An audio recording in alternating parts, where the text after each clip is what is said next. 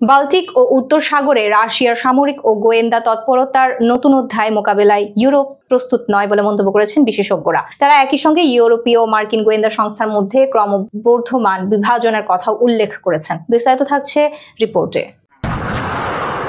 Coastal Carolina বিশ্ববিদ্যালয়ের centre for applied ইন্টেলিজেন্সের সহকারী পরিচালক জোসেফ ফিটসানকিস বলেন, 1939 সালের তুলনায় আজ ইউরোপ রাশিয়ার সামরিক অগ্রগতির মুখোমুখি হতে প্রস্তুত নয়। ফ্রন্টলাইন রাষ্ট্রগুলি সতর্ক হলেও পশ্চিম ইউরোপের জনগণ এখনো হুমকির পুরো পরিধি বুঝতে পারেনি। বিশেষজ্ঞরা উল্লেখ করেন, 2022 সালের পর রাশিয়ান গোয়েন্দাদের বিরুদ্ধে নাশকতা ও বিভ্রান্তিকর প্রচারণা বৃদ্ধি পেয়েছে।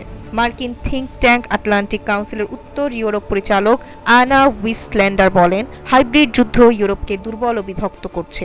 সেপ্টেম্বরের শুরুতেই পোল্যান্ড ও এস্তোনিয়ার আকাশসীমায় রাশিয়ার ড্রোন ও যুদ্ধবিমান নজরদারি নিশ্চিত করেছে ইউরোপীয় দেশগুলো। বিশেষজ্ঞরা মনে করেন, রাশিয়ার সামরিক বাহিনী ন্যাটোর সঙ্গে যুদ্ধের জন্য সক্রিয়ভাবে প্রস্তুত হচ্ছে।